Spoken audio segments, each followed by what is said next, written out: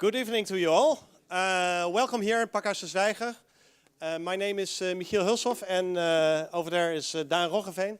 We curate this series of lectures, the Amsterdam Agenda. And we do this in cooperation with the Academy of Architecture. So there's also some students of the Academy here. Please raise your hands. Who is a student at the Academy? Yeah? And who is otherwise involved in architecture? Okay, so most of you are. Who is from a completely different field for a completely different reason here? Oh, okay. Look. Yeah. Finance, yes. Okay, interesting. And you, sir? I'm a pensioned and a volunteer in a cooperative in Amsterdam for housing. A cooperative of housing. And what do you hope to find tonight? To hear tonight? New insights. I'm very Potential clients, all potential clients. as we all do. Okay, good. Well, new insights we're going to get. First of all, we curate this series, as I said, for the Academy. As you know, the thinking of us was that Amsterdam is flourishing at the moment. So housing prices go through the roof. We have refurbished museums all over the city. And we're finally going to get a new metro line, hopefully. And some people even call this the third golden age of Amsterdam. Well, and it's indeed a very different city than the city I moved into 25 years ago when I first started living in Amsterdam, when there were several areas that were considered run down, maybe not dangerous, but at least problematic, that are now the new frontiers of a new economy with coffee bars, with people who rent out their house to Airbnb, and everything seems to go all right. But at the same time, you see that Amsterdam is facing new problems. First of all, because of this rise in housing prices, that makes it difficult for teachers or nurses or policemen to find a house they can afford. But there's also other challenges like sustainability. How do you create a truly sustainable city? New challenges that come because of new technologies that change the way that we drive through the city, that we live in the city, that we work. And all these challenges are somehow alike for world cities. So not only in Amsterdam, but in cities around the globe.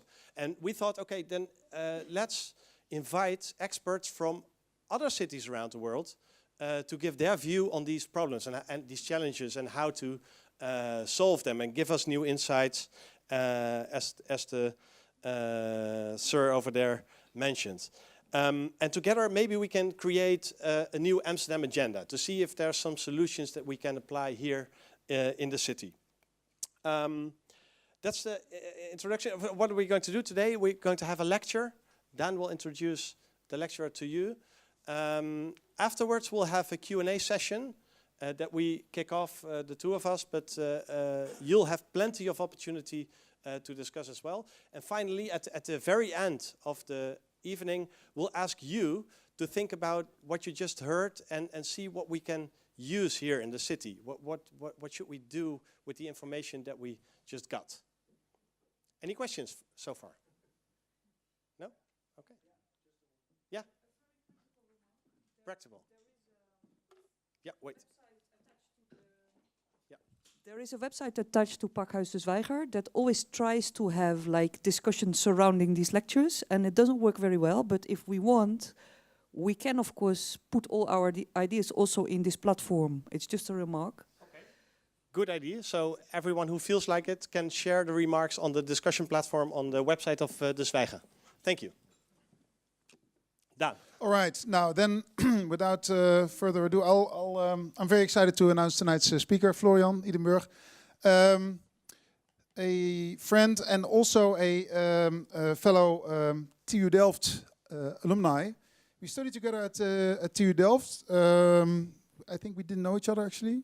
It was very resolute acknowledgement.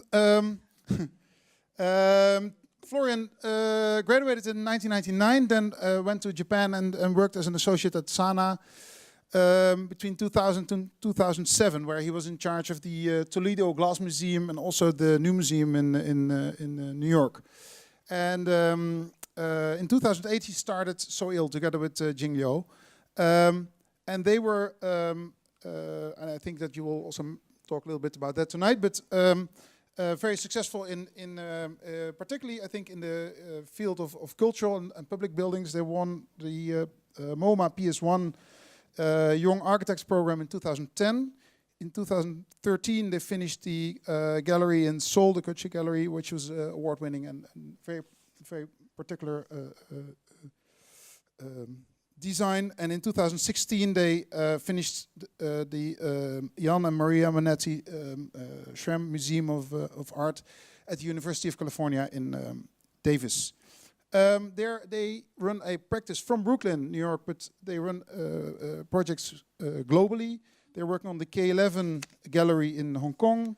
They just won a competition in Paris. They are working on a mass housing project in Mexico for affordable housing, and they are participating in a competition for a new museum in Australia. So basically all the continents are covered, apart from Africa, I guess. You don't have any work in Africa. 4 continents covering their work. Florian is also an associate professor of practice at the GSD Harvard, and this is, I think, the research of one of his studios is what he will discuss tonight, the future of work. I'm very excited because this is the first time that he will deliver the research results of this studio. So without further ado, Florian Idenburg.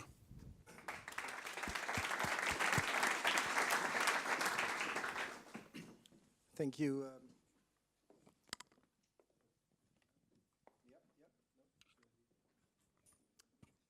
Thank you, Dan. It's indeed funny, 20 years ago, I graduated in Loods M, which was the building next door here on the Kade. And there was a drummer living in this building by himself. So the last time I was here was one old hippie drummer who had African drummers living here with him, and it was a single occupancy in this building. Today I'm gonna. Can we switch? Yeah.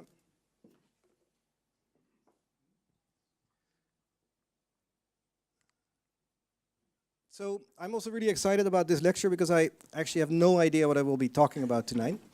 Or I just finished it. It's the first time I'm presenting this. Dan asked me to come here and speak. And I realized I wrote a very, very ambitious little prompt for myself. What will we be doing in the future? The interest in work, or Dan also asked, is this going to be one of these lectures where you change the first 3 slides and then you just show your own work? This is going to be the opposite. I'm going to show 3 slides of what we normally do, and then I will show slides that I've never shown before that speak about this research that we have been doing in work and how we will be working. And I think it's important to know that this is a very personal research. I'm not a sociologist, anthropologist, economist. I'm an architect. And at some point, because we have been teaching, you realize that in academia you don't touch the work environment. The work environment basically is not really within the academic scope. We design museums, libraries, housing, but the work environment is sort of not done. It is because it is, not critical. It's part of the capitalist system, and in some way you can't really speak about work. It's sort of uncool. But now that we pretty much work, 100% of the time, I thought it was strange that we, as architects, don't think about the workspace and how it is changing. So that's what I will try to do tonight. So indeed, normally we make these kind of buildings. This is a gallery or this museum, and recently we completed this sort of a concept house in Milan for the Salone there last year. But actually, our practice, as many young New York offices, starts with interior transformations of workspaces. And so our first job was for a fashion designer, Derek Lamb, and he asked for an office that is very open, but has a lot of privacy. And so, because here a variety of different users would come together, both the making of samples for the fashion designer as well as their finance department, for instance. So how do you create openness and also privacy? The second project was for a company called Logan. And Logan has no employees except for 2. And they otherwise work with freelancers constantly on a project basis. And so here the question is, how do you create enough sort of separation from these random people that work on a project basis, but at the same time create some sort of awareness of the other within the space.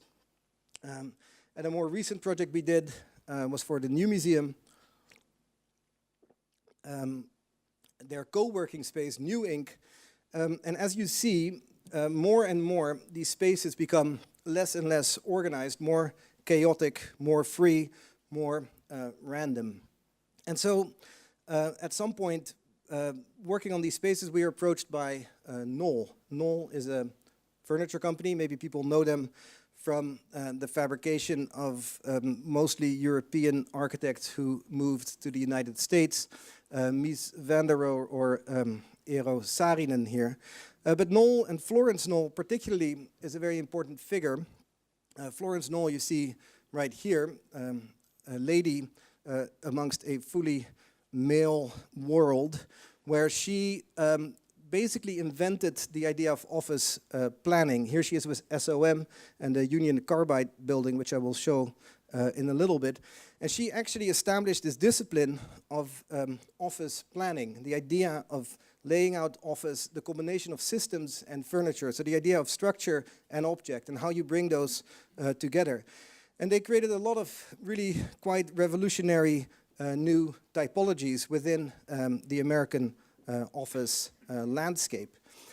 And so Knoll, that makes their money out of selling desks and chairs, they were wondering at some point what's going to happen when people start working like this, right? Or people start working like this. And so what is the role of a company that produces desk after desk system furniture?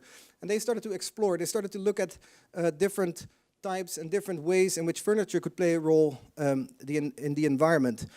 I particularly like this image, just for a number of reasons, but one of the things they did recently, indeed with Koolhaas, is develop, for instance, this type of concept furniture, which I will not get into detail about.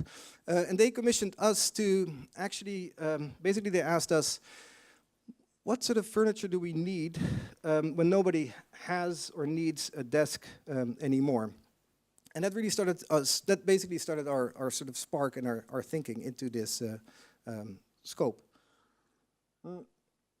Maybe you all know this chair. It's the Aeron chair. And the Aeron chair actually is designed by people in the medical industry.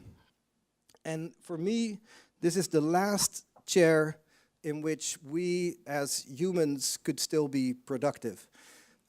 It's designed to sort of squeeze the last juice, the last sort of productive energy out of a person. It's basically there so that you can work as long as possible before you become completely crippled. And so this is the most popular chair at this moment because we're in the last stage of human life in which we as humans can still be more productive than machines. And so we thought we need to do the opposite of this. We don't need to have a chair in which you can spend 16 hours without fainting. We started to work on 3 objects that actually are not very specific in their use. And more importantly, they're very uncomfortable. They actually force you to constantly move, constantly change. They can be used in different configurations. You can sit on them with 2 people, with 3 people. You can sit there with your computer or with your coworker, and they can be rearranged in different settings. And we started to test these in sort of different environments. We just put them out there. This was in the Milan fair and also in our own office. And so this idea that you create objects that are more open for interpretation and can be used in different ways was one of the sort of driving ideas behind these 3 pieces. And then we were asked, and this is all a prelude, to show these works at the Design Miami at the Art Basel. And then we really started to think about what is this future of work actually going to be. And we made sort of a conceptual installation there with a future worker. Here, the laundry cart alluding to the fact that we will always be mobile. You just hang your coat up there, put your bag in there, and move and roam around the world. And then we also decided to make 3 prints that in some way speak to or evoke this idea of what the future might be. And these are sort of images that they maybe need a little bit of time. There's multiple layers and some understanding in there, but I will describe them. So for instance, the confetti here speaks about the farewell party, the golden handshake party where you're done working, because we soon will be taken over by robots who will do all our work. And then this idea of not sort of sitting in this chair until you get crippled, but the idea that you actually will have to become fit by working. So sort of this furniture as sort of CrossFit equipment. So the more you work, the fitter you get. Here, this is House Roeker, I will show them later, speaks to the sort of VR experience and this more augmented reality that we will be having. The one on the right, a little bit less optimistic still. Sand is the only thing that robots hate, so we can defend ourselves against the robots with sand. But all that is left is to maybe be like bunnies in the future. And so this idea of really speculating and contemplating what the future of work will bring became sort of an interest that we started to develop within the teaching. And so I will talk a little bit about that, and then I will speak about the book that we're working on now that is somewhat the result of these studios. And then I will give a few provocations of how we might be working in the future. So Knoll was kindly enough sponsoring, because they were really wondering what is going to happen. They sponsored 3 research and design studios we did at Harvard with 15 students every year. And we spent 3 years looking at 3 very different environments and 3 different spaces of work. The first studio looked at the corporate campus. There's a lot of new campus construction happening. And I should say we focused really on North America and the North American sphere. But so we looked at the corporate campus, the history, and what we discovered, and I'll show some of this, an incredible rich architectural history of corporate campuses. We focused also on the last 50 years, I should say, because 50 years ago was when the first email was sent. And so, but what has happened is that these corporate campuses, they live for a certain lifespan and then they become obsolete. And this studio was called Nomads in Utopia. So the idea of the corporate campus and then the nomadic worker, the ability of technology to let us completely roam free. We visited South by Southwest, which is sort of the most intense, say, work gathering in the United States, where the entire tech industry comes together, and we start to explore these sort of ideas of event rather than structure, of moment, of happening, of gathering as places for work. The second studio looked at laboratories and the lab as something really fascinating, because obviously mobility is very easy for office work, but how does it work within laboratories? And we looked at knowledge production and the idea that knowledge could actually be produced in a similar way that a car was produced. And we worked with Corning, the big glass company, who said that innovation only happens by isolating yourself from everybody else and living in as far away as possible from cities where people can just do really, really concentrated work. What is also really interesting learning from Corning is that they don't respond to the market. They don't have anybody who is trying to figure out what is happening in society. They believe that they have the answers and that the world has to come up with the questions. So they, for instance, invented Gorilla Glass, the glass that is all on your phones in the 80s as a new type of windshield. And nobody needed it until Steve Jobs came and said, I want my screens to be glass rather than plastic, and said, we have the answer for you. We already had it for 20 years. And the last year we looked at the government. Obviously we had a new president in America, and we were very curious about how does the government work, and we decided to work with NASA, which is obviously maybe the most exciting department of the American government. And we went to the Jet Propulsion Lab, which is in Pasadena, in California, and we worked with them on the laboratory, but we also discovered there that the government has so little power that all they can do now is actually just commission Elon Musk to fly to Mars. So apart from these quite engaging interactions we had with these organizations, we also we discovered that there is indeed this sort of rich history of architecture within the work sphere, but there's no real books, there's no real material. And I got really curious, how did we get from, say, Broadacre City, from Frank Lloyd Wright to something like the Apple campus by Foster, or how did we get from the Toronto Center by Mies van der Rohe to, an organization like this? Why were offices first looking like this, and why do they look like this now, right? And how did technology move from here to, say, here?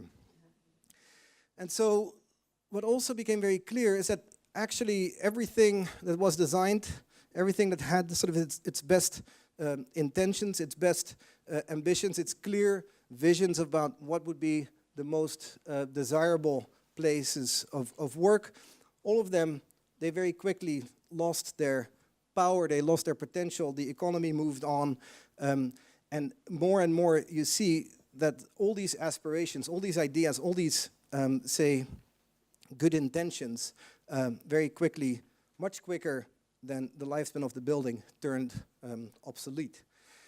And so that's the basis of the book that I'm working on now. And so I'm not going to give you the closed or final or pitch of this book, because literally we're writing it at this moment. But so after these studios, I thought it would be really interesting in some way to make the book that didn't exist at the moment that I had to put the literature list together for the class.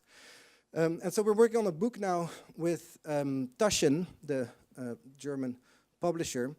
And I will show a little bit what the content will be, and then I'll talk about two sort of stories, two narratives that will be part of the book. The first thing I did is I asked my friend and well-known photographer Iwan Baan to go and actually document a few key work environments in North America. We're only looking at, as I said, North American areas.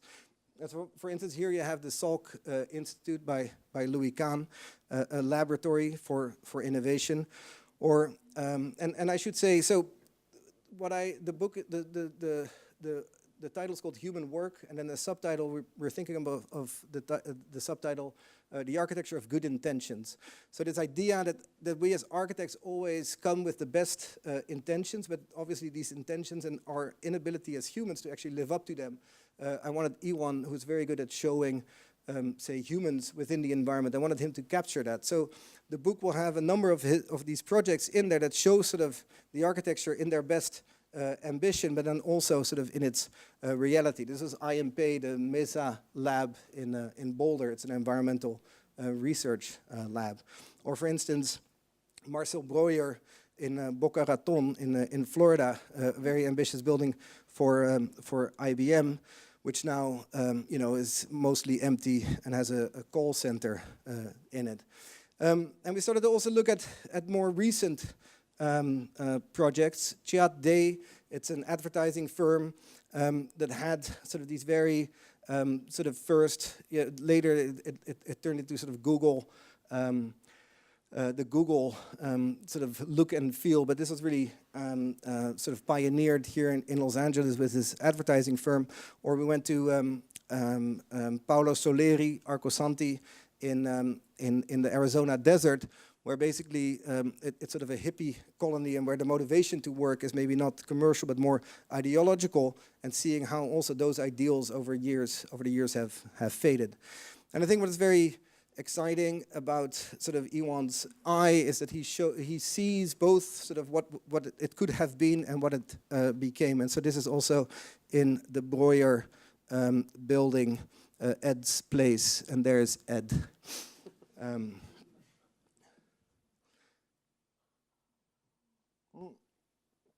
Then there's two sort of subsections to the book, which I think are quite interesting because we're really interested also in how sort of culture and the market and material industry and designers responded to these different, this ever-changing work environment. And so there's a whole section with advertisements for architecture and advertisements for architectural products and how these different systems and different ideas are always creating new efforts, new design efforts, new markets, new production, new stuff. And so there's a series of that. And then we're working with a designer, Jonathan Olivares from Los Angeles. He has a very good archive of everything that has been designed for the office space, and it also shows more on the sort of a furniture and product level, all these all this stuff that has been produced as our time sort of moves forward. And so I'm going to tell two sort of narratives that go through this book. And indeed, we decided 68 as the start of this book, indeed, because it is 50 years ago, and indeed, because it was, some people claim, the first time that a message went from one station to another station. I think some people might know this better, but I think the message was something that included love, but only the first two letters arrived to the other station, so the answer was low. And so in those 50 years, there is sort of a switch that has happened and that has greatly affected the way we organize space, which is this transition from hierarchy to culture, and in some way you could say from structure to freedom. And this has a big impact on how to think of the workspace as an architect. And so it starts a little bit before. It starts with Frank Lloyd Wright. One of the first really carefully considered office buildings was the Larkin Building, which was built at the beginning of the century, but it was very much based on Taylorist production and factory design. And so the idea was that the work would move from desk to desk in sort of a Fordist idea, very linear through the space, and that the bosses, they would sit on the floor above and they would monitor the work moving through. And he later used a similar model, but in a more free organization for the Johnson Wax Building, which is very well known, where the sort of the work floor was really like the factory floor, and all the bosses would sit up there. Here, Frank Lloyd Wright was able to design everything, right? The structure, the skin, the interior, the furniture, the pen holder, the chair, every single thing came from this one single hand. And so this idea of the organization of the workspace resembling the organization of the company and this sort of hand-in-hand relationship was the predominant way of planning. And so literally where you found yourself within the office was also where you found yourself within the organization. And that led to certain tensions, of course, because it completely lacked sort of this sense of individuality or the individual agency of the individual worker. You were just a subject to the corporate structure.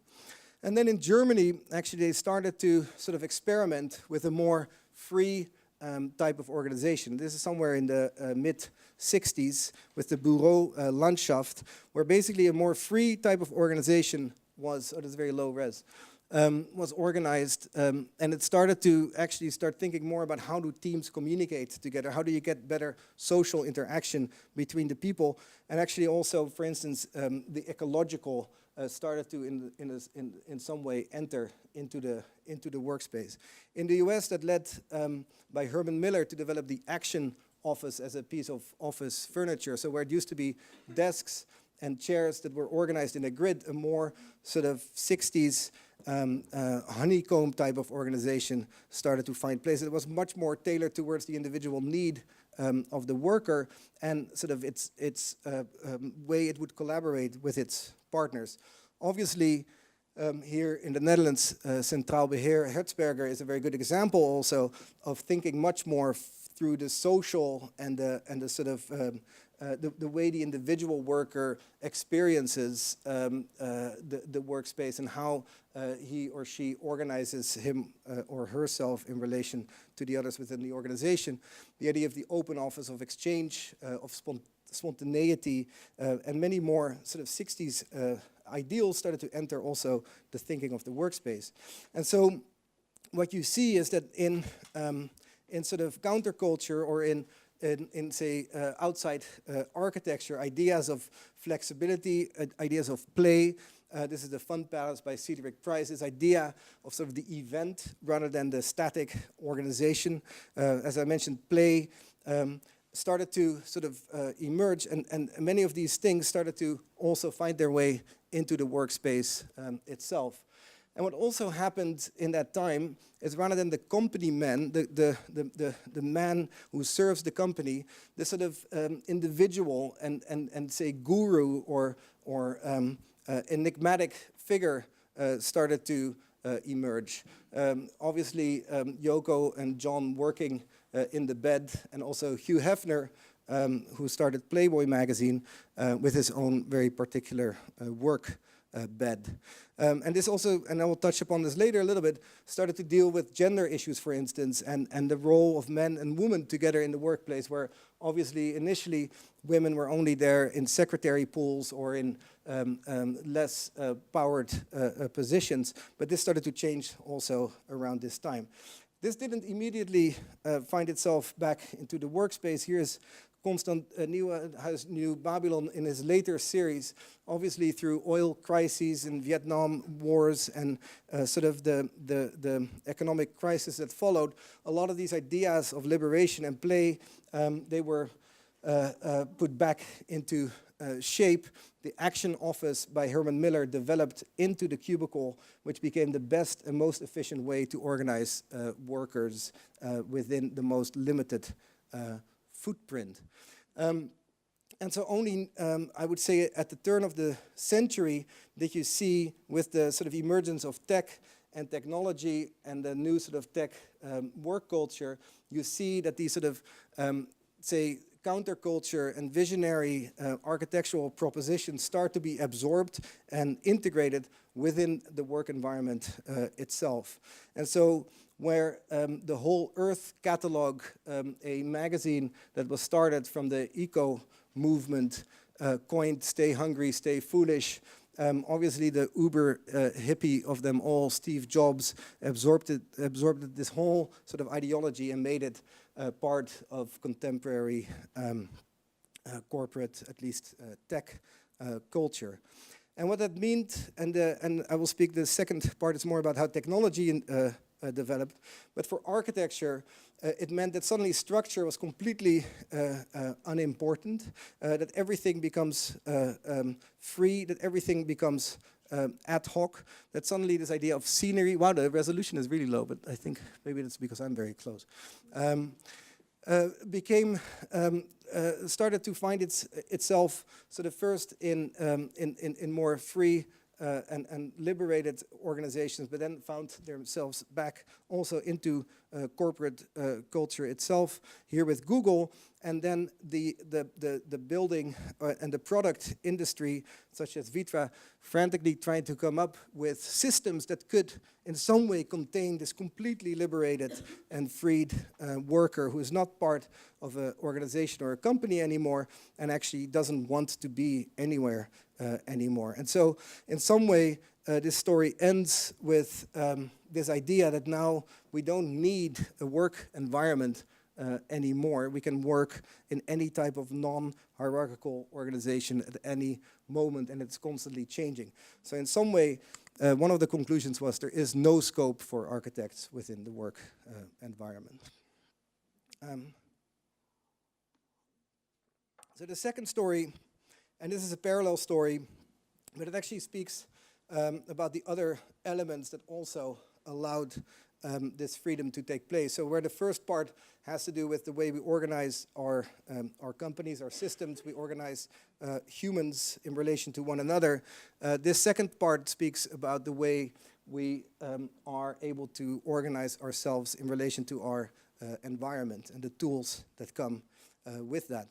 And again, I think architects and artists were the ones that, you know, are the people that can envision these alternative futures. Here, Hans Hollein, his mobile office in this sort of micro climate and inflatable bubble, very much evoking, you know, on an airfield, clearly alluding to this idea of freedom that could be possible within the workspace, and a freedom to be where you want to be in an environment where you would like to be, liberated maybe from city or others.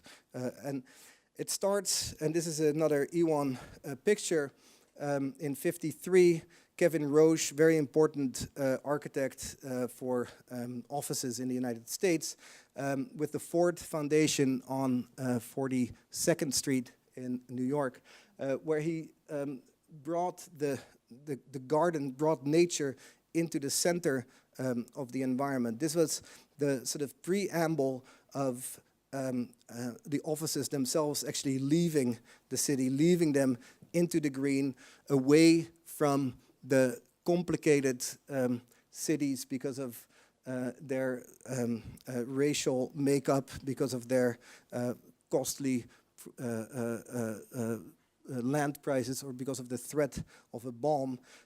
Many offices started to leave and move into the suburban bucolic landscape. And obviously there's a very long and very strong history of these corporate campuses that just escaped basically everything and found their own sort of utopias in the middle of nowhere. This is another Kevin Roche building from the 60s, which is really amazing. It's completely suburban, but it is organized in a way where there's an exit from the highway, and you arrive here, there's a gate, and then you choose which floor you work, and you actually drive your car all the way. This is all parking garage right there in the middle. And you drive right to where your desk is, and you come out and you walk to your desk, and you're again sitting in your cubicle behind the glass looking at that same nature. You can't get out of this building. There's no exit. You can't touch the ground. You only can go back into your car and drive back into your suburban home. The interesting thing is this building, built for Union Carbide, was only open for 4 years. Because then there was a big incident in India, and Union Carbide went bankrupt and was bought, I think, by maybe somebody knows this better in this room. But in any case, it was empty for a long time, and now half of it is used as a place for teenage girls to have their prom night. And we're also documenting that. But so there's this idea of technology and tools being able to liberate ourselves. This is obviously about the car. But the other big thing that is always containing us are the other systems, right? They are the systems of communication, the systems of power. And if you look at the history of the computer and how in the past, and we interviewed also Kevin Roche for this book. They did with Saarinen, they were doing a building. They were doing a building for IBM, and he said he was driving back with Saarinen in the car, and he said, "So exciting! There is a computer in this building." And there was then the idea that every time the computer makes a decision, they would have in the lobby a green light, which would go on. And so this idea that the machine is actually the place that ties you to where you are.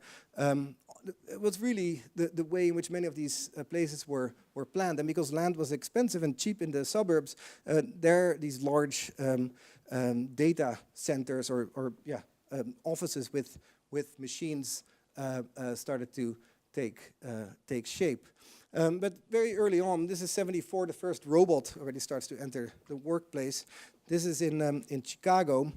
in an SOM building where the mail was delivered by a robot, and other sort of elements that allowed or started to think about freedom and places where one could work, started to pop up and be developed. So you could work, for instance, from home. And now, and this is actually a jump because I can go through a range of these products, but you'll just have to buy the book later. But if you look now, we were working with friends of a relatively large search engine in Mountain View, and this is how they work, right? This is our team meeting, complete sort of mobility, complete liberation, and no need anymore for a static space. And again, and here's the Haus Rucker mind expanders, alluding to a technology that could expand our experience. And soon we will be all working with these glasses, and indeed can be anywhere. So this story sort of ends with the Amazon spheres, this sort of ecological bubble that is currently part of their headquarters. So now I'm going to really hopefully open up the conversation with a few provocations or a few trends that I think we see happening. And then we can maybe jointly contemplate what that would mean for us in the future. One is the idea of play and play versus gaming, because play, at least with the idea of play in the 60s and 70s, was the opposite of work, right? It was the idea that you wouldn't work, that you would not be productive, you would not be part of economical gain. But now play has fully entered the work sphere, and play actually is there to make people more productive. And so where on the left play was leisure, now play is there to become more relaxed, so that you can work better. Here, this is Chat Day, again, the branding agency that I showed you before. There was a basketball court, so you could liberate yourself. Now, that same basketball court, photographed by Iwan Ban, and it says, please be considerate of the folks who are trying to work on the basketball court. Please walk around. Again, sort of good intentions gone wrong. Enterprise gamification. So rather than that you're working for money, you're actually working for points. You're working with and against your co-workers. The idea that actually work is a game, and using game strategies, because people get much more engaged if they know that they're gaming rather than that they are actually working. So this is a way in which you can get gaming culture into your corporate culture.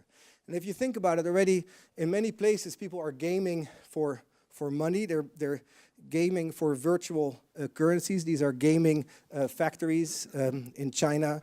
Black Mirror, the series, which is predicting our near future, where basically gaming is a continuous sort of way of life.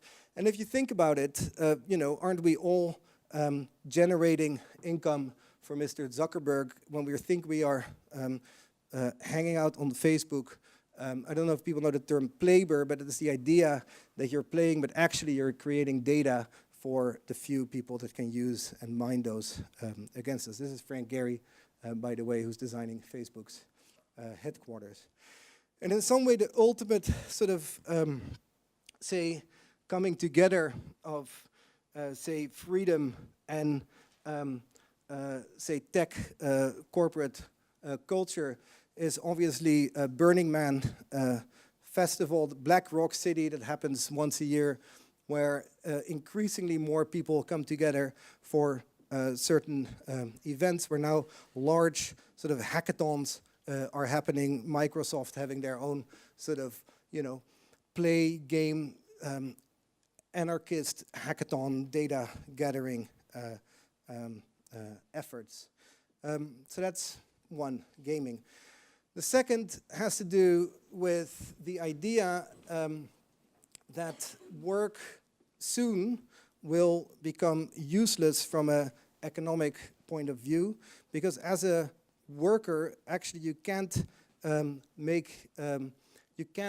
generate enough income to stay alive, and it ties into the condition of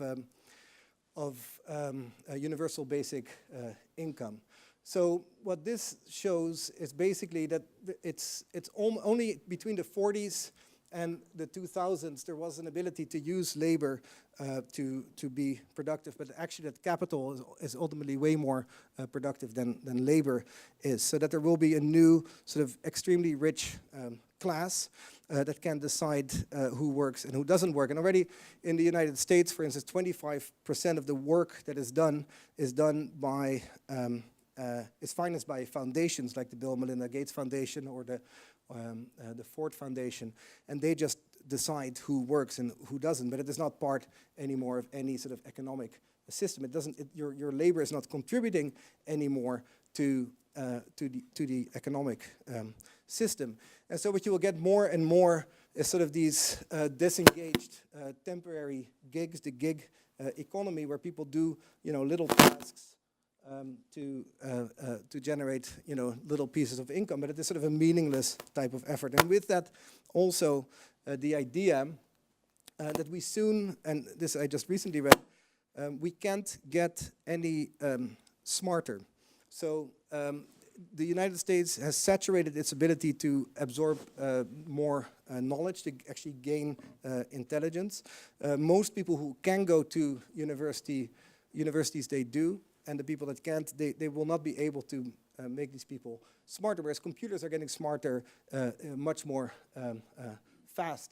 And so when the machine can learn much faster than we can, there's no need really to actually try to be productive within this system. And so then work will change rather from something that you do to generate income, it will become sort of a lifestyle choice. It's something you do like going to the gym.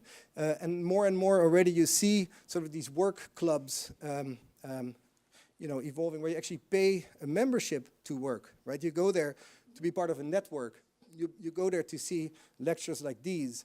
You go there to be with others. And suddenly the scenery or the decor becomes really important. And this maybe is for a certain type of worker. On sort of the lower levels, this idea of empowerment or learning or continuous learning, this is the Amazon Career Center, but basically that you work to improve your lifestyle. You don't work to generate income, but you are constantly working to basically better yourself one way or the other. And sort of that idea also was some of the thinking that influenced our Knoll furniture. And the last part, and this is a complicated one, I think, has to do with sort of increased transparency, but also a sort of related fragmentation that might happen. And so what is interesting is that the Apple campus and the UK spy agency pretty much have the same building. And so both sort of this idea of transparency and openness and security, they come sort of together in the same form.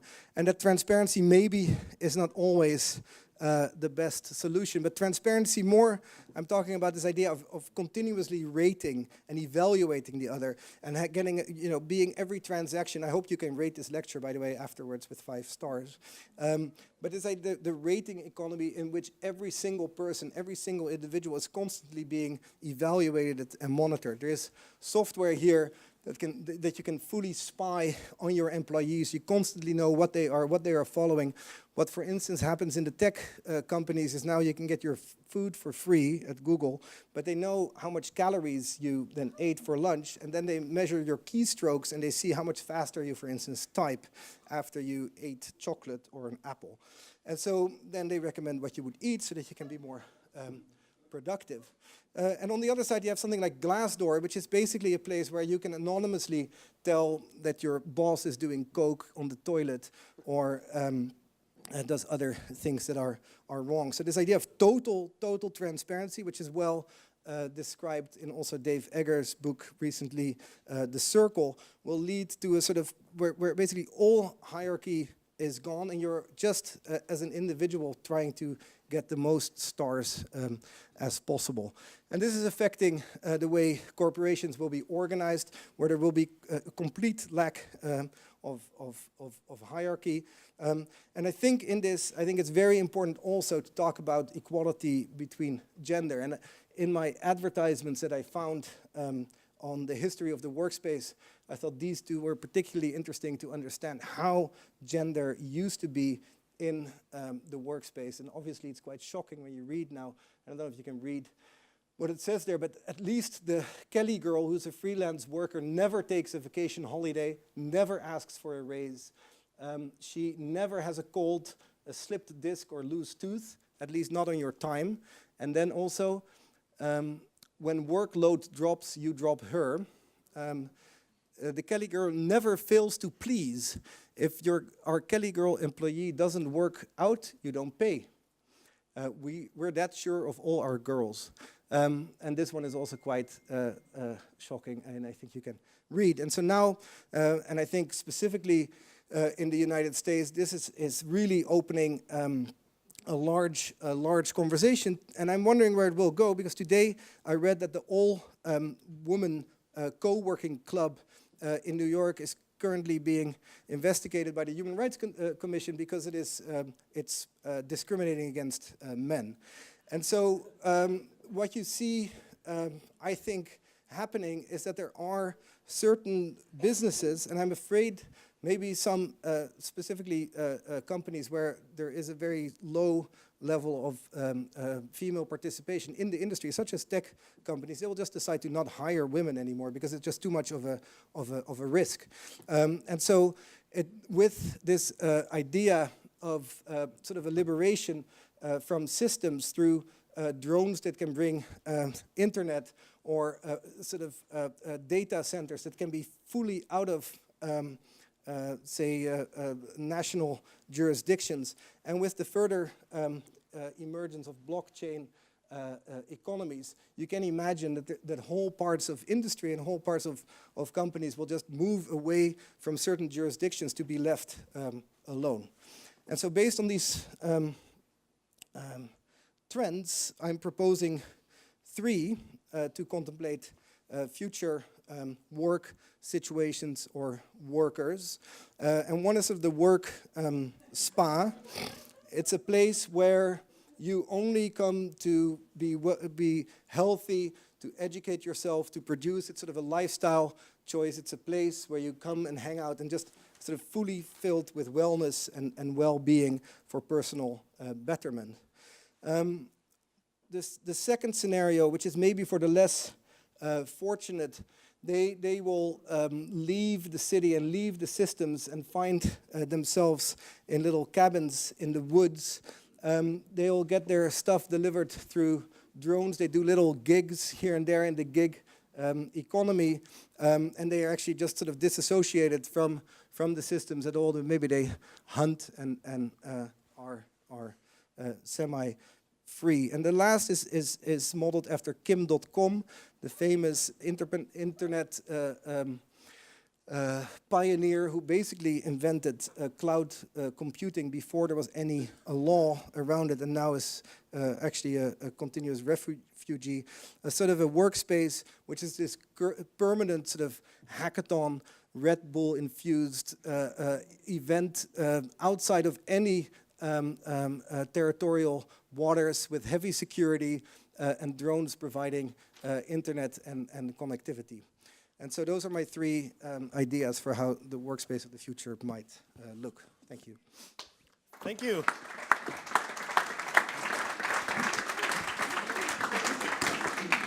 Well, Florian, I'm definitely going to rate you with 5 stars for this lecture. Will you give me 5 stars back then later for the moderation? Yeah. First of all, to kick off, I was surprised actually. You investigated, and it's probably true that the workspace is so undervalued as a design place. Do you have can you think of a reason? I think it's very hard Well, it's because you're part of a certain system, and within, so you can, it's very hard to design a critical workspace, for instance, right? And criticality within at least, say, the architectural discipline and within architectural education, right? You need to be able to critique, so to say, our society. But as soon as you start to... Why is that more the case with work than with housing? Or Well, housing is always social housing, of course. Yeah. But you know, you understand, right? It's so it's you're working for you know, big corporations, and the and that's suspicious, of course, as we. Yeah, but as you could architects have can't government do that. working spaces or. Yeah.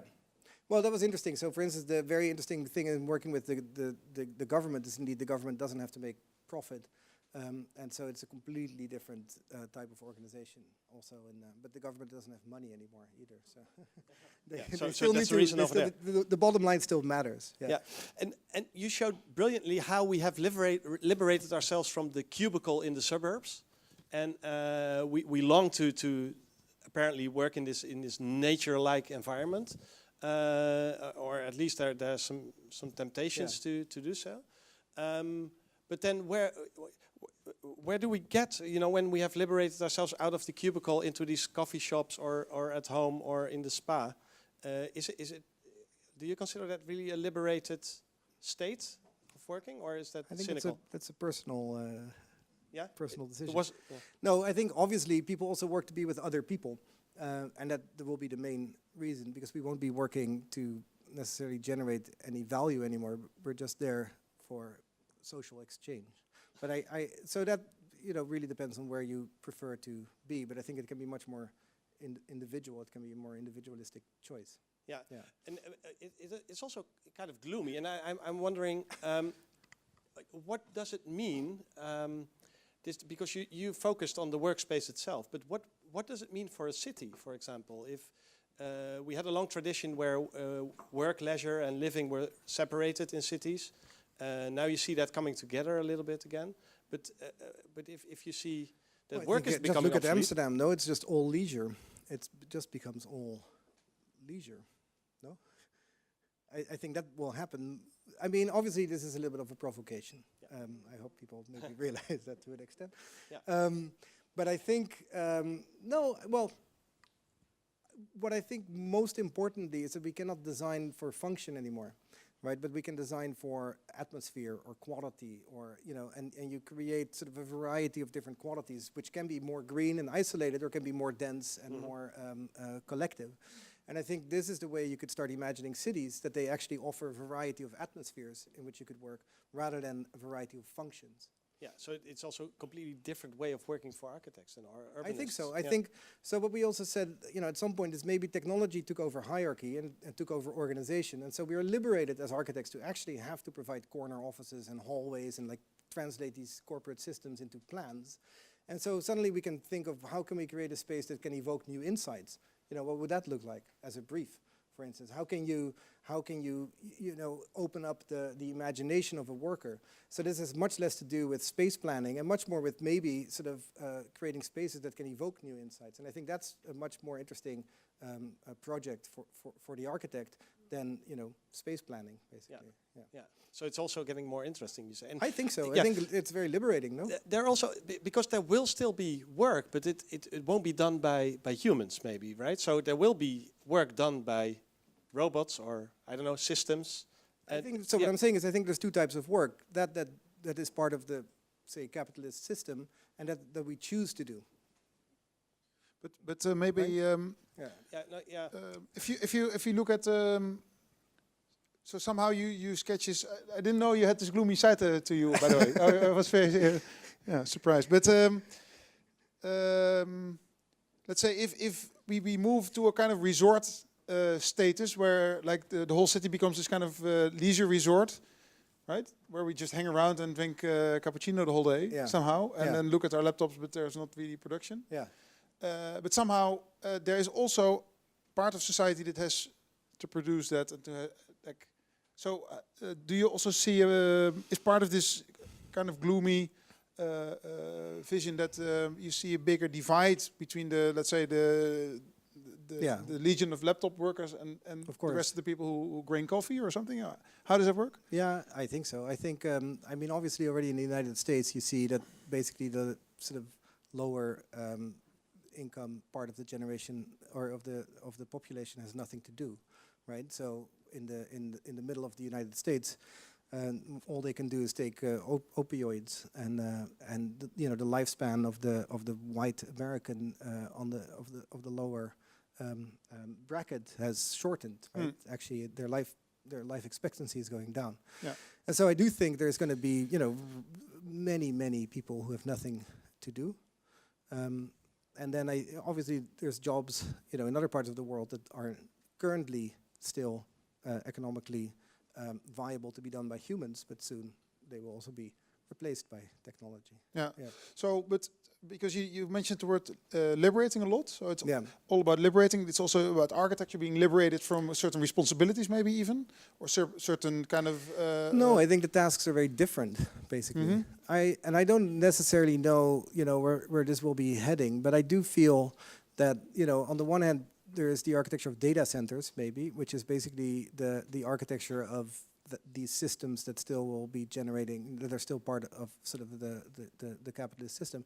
And then there are these spaces that evoke, meaning maybe, or evoke insight, but they're not necessarily there to be productive anymore. So it comes with a whole different range of questions. And so, yeah, you either become a more mechanical type of plant manager that purely looks at sort of efficiencies, but not for humans, right, for machines, or you create a space where indeed somebody can feel enough attraction to go and spend the day and pay a membership for or be part of. Yeah, so basically the seizures or the contrasts are getting bigger within urban life. Yeah.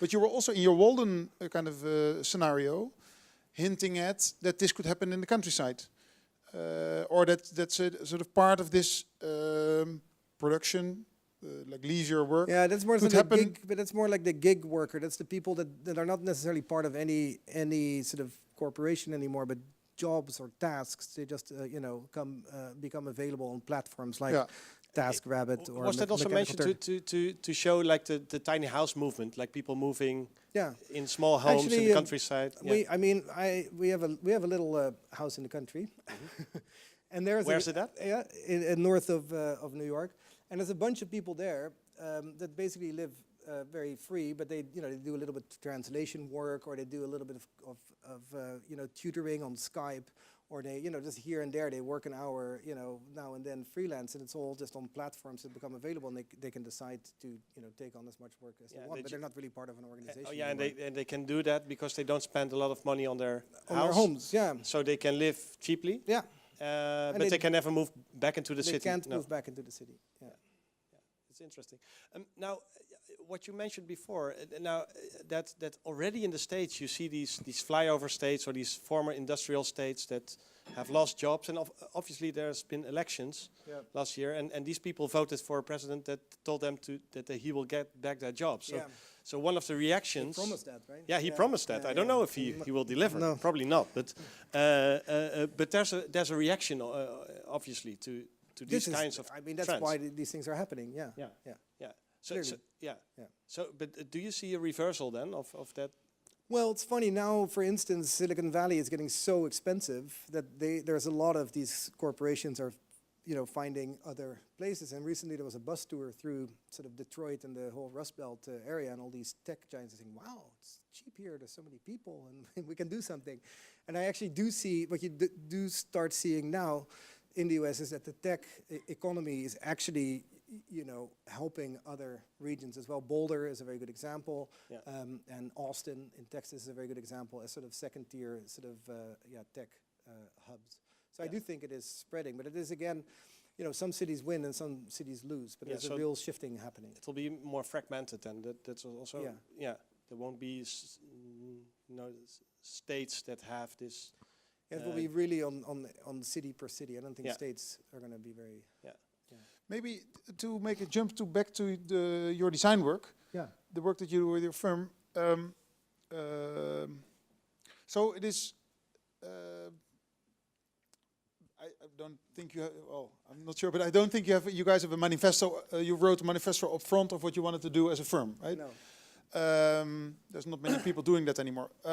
But if I listen to this story, a couple of the observations that you make in this research are actually is already the stuff that you've been working on with Soil, like the idea of releasing architecture from the burden of program, and release it from, let's say, focusing completely on structures, but looking more at space, well, even not even space organization, but atmospheres maybe even. Maybe the first question is, would you be able to design an office space? Or like an office space, let's say the ones that you researched, large scale structures Of course. yeah? I'm an architect. Okay, no, but no, of course. But you said at the beginning when Michiel asked you why is it not being invented, well, it's also because it's difficult to critically position yourself against, let's say, the capitalist agenda of large. If Mark Zuckerberg would approach you, I think I wouldn't say no. I think it would be very interesting. I feel that in the smaller office spaces we've done, we have tested some of these things of indeed hierarchy-less or function-less type of spaces, and I'm really thinking about sort of the way social interactions happen. I think the first part, of the analysis is ultimately how do we relate to others, and the second part is how do we relate to the environment. And I think those are two things that we're very interested in how to calibrate these relationships. And I think that's why I don't feel it's very important what the exact function is of a building. You know what I mean? Like, so an office, if you stop thinking of it as something functional in the sort of traditional modernist sense, but more as a place where a group of people come together to achieve something in relation to a context, then that's pretty much indeed, as you said, everything we do. Yeah. Okay. So, but maybe what I'm interested in is what would it look like? No, they always ask what it's going to look like. No. No. What I mean is, it's remarkable that the conclusion of this research is so much related to, I think, to the work that you've been doing. So it's either you directed the conclusions towards your own interests, or you're at the forefront of what's happening actually in yeah, or maybe it's both. Yeah. That would be perfect. Yeah, I don't know. I mean, again, this is literally this is very much fresh, and it was a real curiosity that we started to do this. Specifically because I think, there's very little architectural thought at this moment. It's very much driven by interior design, by product design, by, indeed sort of space planning or office planner, but it's never really evaluated anymore through the architectural lens. And so I don't really know what it would lead to. We would love to try. So if Mark is in the room, we're happy to. Maybe he's watching because we're watching online. What is unfortunate is indeed that Mark Zuckerberg hires Frank Gehry, who is 93, I think, and Apple hires Norman Foster, who is 83, and so we probably still have to wait another 50 years of tech innovation. Well, it depends because it can go very fast if you have the new tech giant of tomorrow. Exactly. Yeah. Well, and no, I think we still have to turn 90 before they would hire us. Yeah. That's right. Yeah. Now, maybe final question before we open up to the room is we're talking about this lecture series called the Amsterdam Agenda for a reason, because that's what we're trying to assemble ideas, and you gave us many ideas. But I was wondering, the city here is planning this huge extension. Well, for Dutch means huge extension, Harbour City, where they have to plan for 30 years from now, because then it will be finished, where they have to start thinking about how do we work then, what do we do then, how do we live, and they have already decided on having a carless city. But what should they do with work, according to you? Again, I don't think you should make functionalist organizations. Yeah. So you just have to make good space and good places for people to be. And I think of flexibility in structures such as this building. And it's in some way pretty straightforward, but I think it's more within the legal systems, the way the city planning organizes, and it's sort of moving beyond sort of functionalist thinking in city planning. Yeah, so Yeah. that's not a design question, but it's more No, rules and regulations. yeah, but that's also a design, at least task, no, to respond to these things, to come up with prototypes or other ways of thinking about it, and provoking new regulation or less regulation, maybe. Yeah, yeah. Yeah. Yeah, although I think that your spa city, or your spa working and learning place, how did Yeah. you call it? Yeah, it's a bathhouse, no? Like Bathhouse, a Roman bath, yeah. Yeah. So that is that's That's a I very don't know good- how multifunctional it is. You cannot live there, or can you? No. Well, what is living, right? It's the same. That's the next lecture. Yeah. Okay, that's your next project, Yeah, the future of exactly. living. Yeah. Okay, good. There was somebody with a Yeah. question over there. Yes. Oh, yeah, better. I was wondering, like, there's a clear kind of use of kind of a sinister frivolity in all the images that you show, like the Yeah. bathhouse, this one, and it's almost the same method that they use at Facebook or at Google, where you walk in and you think you're at a playground, and everyone's like, "Oh, I'm having a good time," but actually you're working Exactly. like 80 hours a week. Yeah. So you kind of use their same, almost like method to reveal either a critical perspective or. And I'm kind of wondering in the end, like, is this your optimistic take on it, or is this kind of your ultimately you're this kind of sinister, kind of a dystopia I just on think which you, I, yeah, it's funny. We so Jing Liu, my partner, we had a discussion if our work is reflective or projective. So, and I feel our work is more trying to be a mirror of what is happening rather than being projective, rather than saying this is what it should be. So I don't think this is a utopian image, but I do think we should be aware of, because this is all based on trends we see everywhere, and it is much more about, you know, us as people being aware that, you know, what are we doing, right? So in that sense, it's more a mirror than a projection. Other questions? Yeah. I have one contribution, and actually I want to find out by asking the question if you did consider that part. In terms of like liberating from work, as we know it, like a modern definition of work, you need to go to work to make money to eventually afford living, right? But there's also a tremendous amount of vloggers that just do what they do. They lay on the couch, eat popcorn, and put it online and make money doing what they do. Eventually, they're not liberated anymore because they have to continue doing that because that became their way of living, or actually making money, or well, work and living It's melted one and the together. same? Yeah. On the other hand, there's also the Big Brother example. You can step in for free, stay there as long as you want. Everything is paid, but it's also a voluntary imprisonment. You know, become a voluntary prisoner, and then the price is you're liberated to a certain extent. Did you consider like that online vlogging, Big Brother kind Lifestyle of sort of, capitalist revenue model of living, working, Influencer, eroding? the Yeah, influencer model. kind yeah. of. Yeah. Yeah. Maybe that's a good future job, indeed. Yeah. Well, that's what you're doing now. Yeah. Yeah. No, it's fair. It's a good point. Yeah. No, it's a good point. Yeah. We'll take that up as a fourth scenario, the sort of super selfie, permanent broadcasting of yourself. Yeah. Yeah. Yeah. Yeah. Okay. To me, make it a bit more uplifting the Yeah, whole yeah. evening. Yeah. Thank you, Martijn. Yeah. Other questions? Yeah. Go ahead. I was wondering, you started with all this architecture with good intentions, but eventually eroded. And I was wondering, did you also find any classics, any architecture that has withstood the test of time? Well, actually, the interesting one was the IMP Boulder project that I showed, which is this research center, which is actually a government building, an environmental research center, you know, up in the mountains, and that's indeed sort of a very good place, also as an example that really sits in an incredible, stimulating environment. So just its context is really important. But that's a place where still people are working very happily, and it's actually still pretty much used the way it was intended. It was a very, very revolutionary project for IMP. It was really, you know, transition in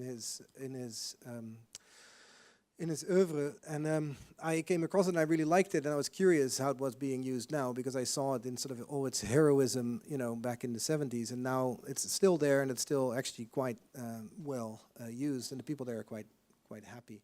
But that's maybe also the type of worker, right? These are like the the sort of scientists that just want to be left alone a little bit and, you know, just look at the sky and measure the air. So that's one of the, and I think the Salk Institute, which is the first one, the Louis Kahn, is certainly also a place that's still very, very powerful and where people really enjoy being.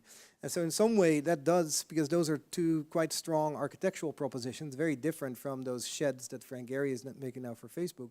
And actually they argue for, you know, a strong architectural position, maybe very well considered with how it is cited and how it engages with its context.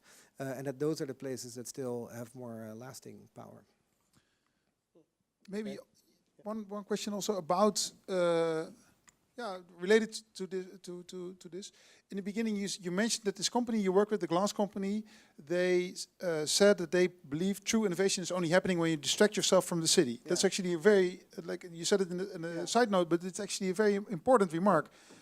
Do you personally, or as a firm, believe that? Well, it was really interesting. So we went there, and it is a 6-hour drive, you know, north of New York through the snow. And so this is a lab, and there's 2,500 people working in this lab. There's hardly any windows. The average age is 60. For a glass company, it's yeah, remarkable. It's very interesting. Yeah, there's hardly any. It's really like a chemical company, or basically ceramics, right? So they make also mufflers for cars, and they make basically they invented the machine that produces light bulbs. The average age is 65. They hate millennials. They really don't want any of that. It's basically white men in white suits, you know, in labs. And it was interesting. We spoke about if we could improve the workspace. And they said, you know, any penny you spend on a lick of paint doesn't go into my research. So they don't care. They don't care what they wear. They don't care where they live. They don't care what they drive. They don't know who they're married to. They just want to work in this complete isolation. And what is interesting there is indeed that they said, you know, indeed we are not trying to respond to the market. We just produce patents. We produce knowledge. That's all we do.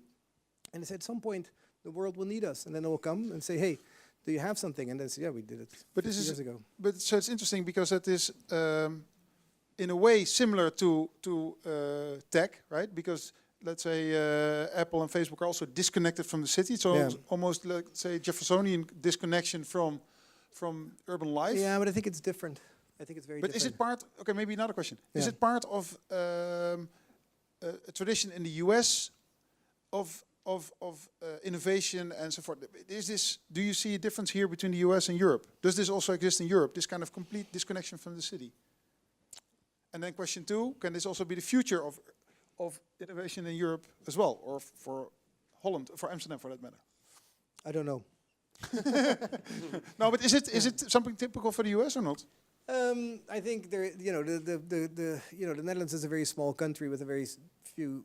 I mean, it's dense, but it's a very small, you know, part of the world. I think the US is interesting because it is a much larger group of people in a much larger part of the world, and there's areas that are very similar to the Netherlands, like Boston. And then there is a lot of space in between where people can do what they want to do. And I think the idea of that freedom maybe is easier. I mean, those experiments are easier to play out there than they are in the Netherlands, for instance. Right? I don't think there's actually an ability to be so far away. If you drive 6 hours from here, you're Also, Hungary. I sort of have the idea that it's sort of a rarity, right? Also, because how long can I find it astonishing that a company with people from over 60 in a remote place, and it's almost like a cartoon.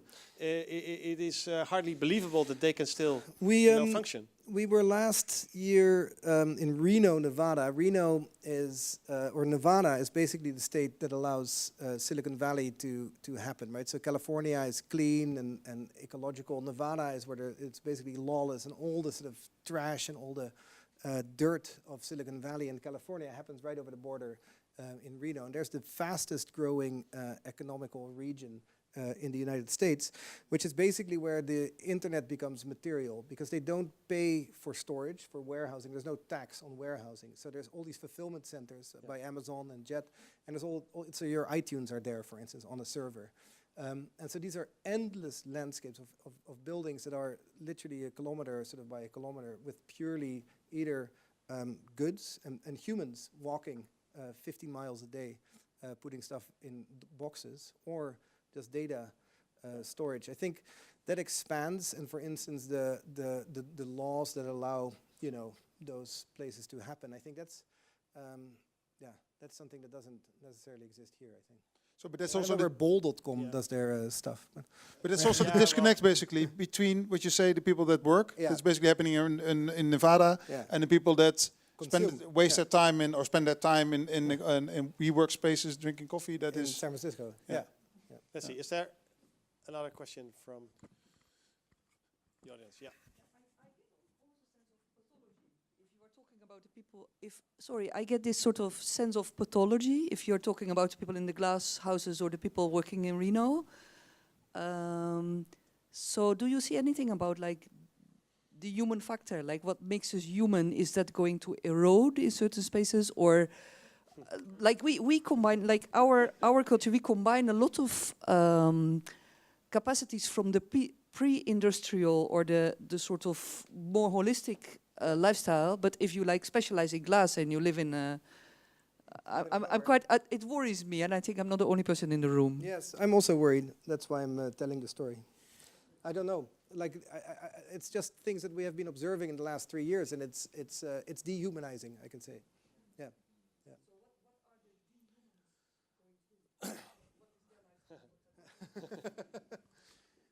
No, I think there's a real, there is, and I do think maybe architecture can play a role in sort of making sure we are continuing to be aware of our senses and that we're part of larger social systems. I don't know if architects have so much power. So I think maybe it's something that we all have to do as individuals, less than as architects. But I do feel that we should be warned. So that is to make the decision to be complicit or not, or Yeah. Yeah. Okay, so I think it's time for beer now. No? Yeah, it is. Yeah, it is. The mood is so heavy. Oh my God. We usually end. So let's turn around because there's no more questions, I suppose. What we do always at the end of the series, of the lecture, before you can get your beer, Florian, is that we ask you as an audience. You have listened to the lecture, to the discussion. You've asked questions, and we're actually interested in what do you think this should mean for Amsterdam. So I ask you to shortly discuss, like 2 minutes, with your neighbor or people sitting behind you, and then I'll pick up quickly 2 or 3 final remarks. Yeah, please.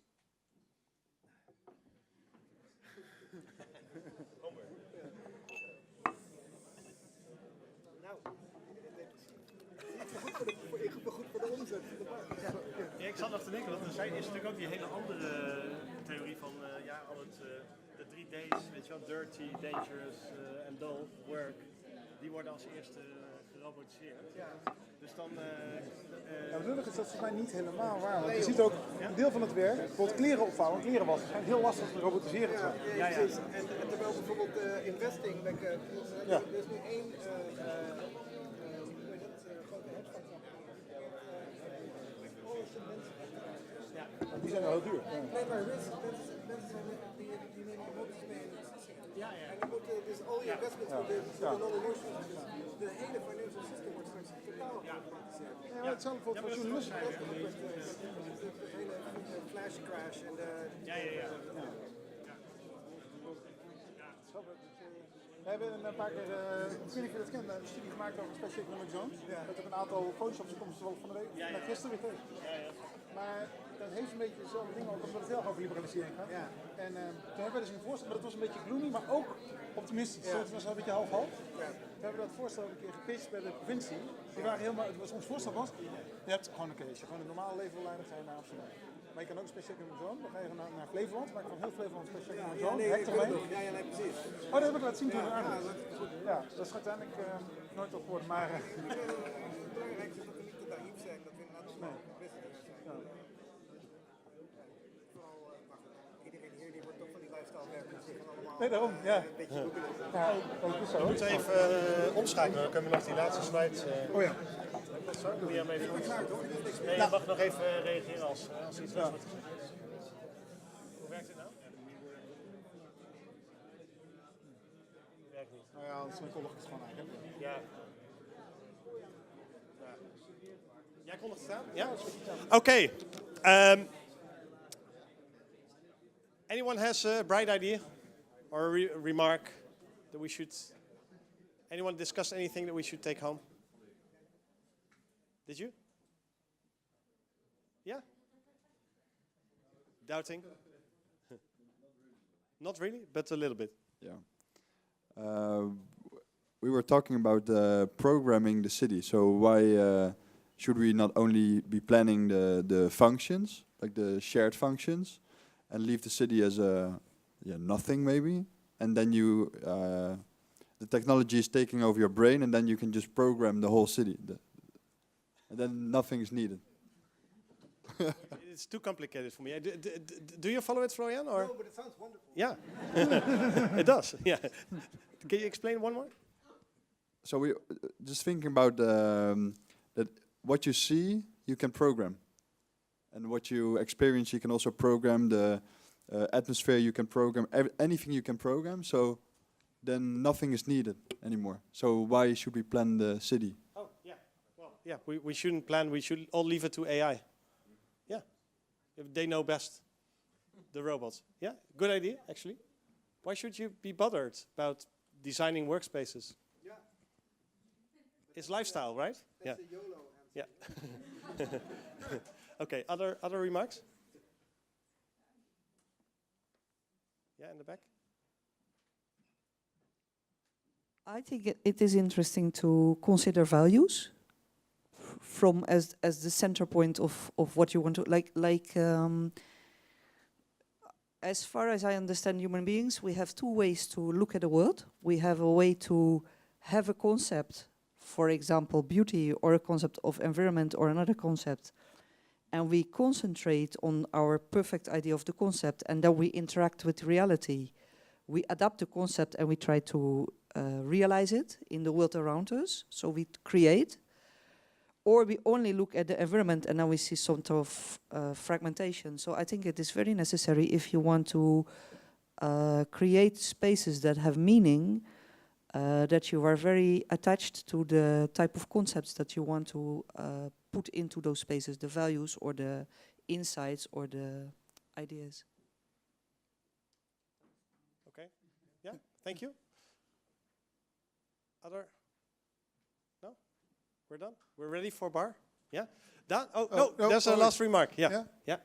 Yeah, okay. So Wait a second. Yeah. I was really inspired by your notion of fluidity, that there are no fixed functions anymore and that it's a changing world. So that's a nice thought to go on into. that's a good recommendation for Dutch people in general, I would say. Okay. Well, thank you again, Florian Idenburg, for your wonderful lecture. Yeah.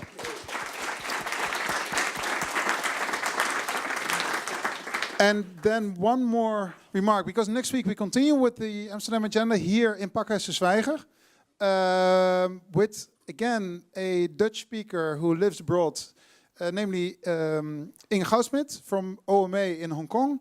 And she will speak about residential developments in Hong Kong, high-density, high-rise compounds, what we can learn from them, what we can maybe unlearn from them.